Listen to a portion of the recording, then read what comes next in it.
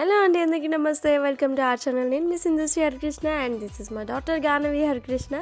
So నిన్న నేను ఒక గిఫ్ట్ వీడియో తీసాను అనమాట. గిఫ్ట్ ఎవరి కోసం తీసుకున్నానో నెక్స్ట్ పార్ట్లో చూపిస్తాను. ఇదే ఆ పార్ట్ అనమాట.